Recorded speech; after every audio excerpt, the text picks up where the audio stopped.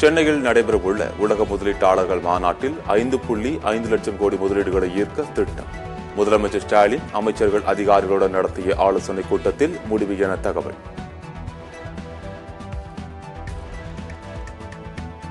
பொங்கல் தொகுப்புடன் அனைத்து குடும்ப அட்டைதாரர்களுக்கும் ரொக்க பணமாக 1000 ரூபாய் வழங்க வேண்டும். எதிர்க்கட்சித் தலைவர் எடப்பாடி பழனிசாமி வலியுறுத்தல். டெல்லியில் காங்கிரஸ் மாநில பொறுப்பாளர்கள் பொதுச் செயலாளர்கள் கூட்டம். ராகுல் காந்தியின் பாரத் நியாய யாத்ரா ஏற்பாடுகள் குறித்து ஆலோசனை என தகவல்.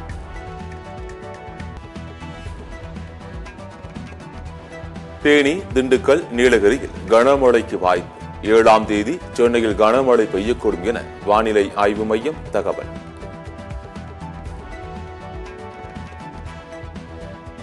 சென்னையில் நடைபெறவுள்ள உலக முதலீட்டாளர்கள் மாநாடு. முதலமைச்சர் ஸ்டாலின் அமைச்சர்கள் அதிகாரிகளுடன் ஆலோசனை. 18.20 கோடியில் கட்டப்பட்டுள்ள 62 காவலர்கள் குடியிருப்புகள், 2 காவல் நிலையங்களை முதலமைச்சர் மு க ஸ்டாலின் திறந்து வைத்தார். நெல்லை ஆயுதப்படைக்கு ஒருங்கிணைந்த கட்டடம், காவல் நிலையங்கள், குடியிருப்புகள் திறப்பு.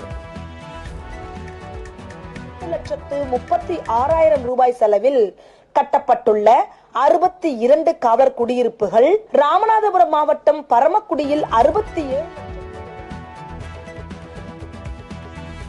உழைக்கும் மகளிர் தங்குவதற்கான தோழி விடுதிகளை முதலமைச்சர் ஸ்டாலின் திறந்து வைத்தார்.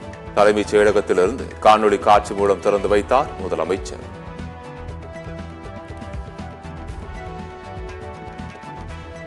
தென்னை நார் பொருட்களின் மேம்பாட்டுக்கு புதிய தொழில் கொள்கை முதலமைச்சர் ஸ்டாலின் வெளியிட்டார்.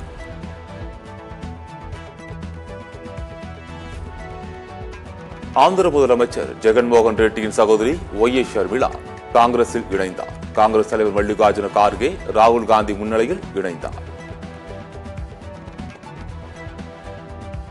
முடிச்சூரில் பள்ளி மாணவன் கழுத்தில் துப்பாக்கி கொண்டு பாய்ந்து பள்ளி மாணவன் படுகாயம். ஏர்கண்ணிலிருந்து வெளிவந்த அலுமினிய குண்டு குறிதவறி பக்கவாட்டு தடுப்பில் மோதி திரும்பி வந்து மாணவனின் கழுத்தில் பாய்ந்ததாக தகவல்.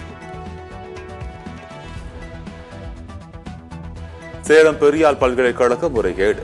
சம்மன் அனுப்பப்பட்ட 5 பேரும் கருப்பூர் காவல் நிலையத்தில் விசாரணைக்கு ஆஜர். குடியிருப்பு பகுதிகள், விவசாய நிலங்களில் கும்பலாக அமர்ந்து மது அருந்துவதை கட்டுப்படுத்த நடவடிக்கை எடுக்க வேண்டும். பாஜக மாநில தலைவர் அண்ணாமலை வலியுறுத்தல். தமிழகத்தில் கொரோனாவுக்கு மேலும் ஒருவர் உயிரிழப்பு. கொரோனா தொற்று சென்னை ராஜீவ்காந்தி மருத்துவமனையில் சிகிச்சை பெற்று வந்தவர் பலி. சென்னையில் ஆபரண தங்கத்தின் விலை சவரனுக்கு 360 ரூபாய் குறைவு. ஒரு சவரன் 46,960 ரூபாய்க்கு விற்பனை. இந்திய விமான பயணிகளுக்கு விதிக்கப்படும் எரிபொருள் கட்டணத்தை ரத்து செய்வதாக அந்நிறுவனம் அறிவிப்பு. உள்நாட்டு மற்றும் சர்வதேச விமான சேவைகளில் கட்டண ரத்து நடைமுறை உடனடியாக அமலுக்கு வருவதாகவும் அறிவிப்பு.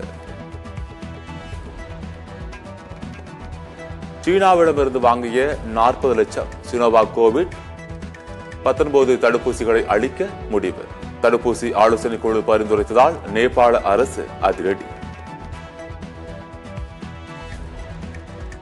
இந்திய அணிக்கு எதிரான 2வது டெஸ்ட் போட்டி. 2வது இன்னிங்ஸில் தென்னாப்பிரிக்க அணி நிதான ஆட்டம்.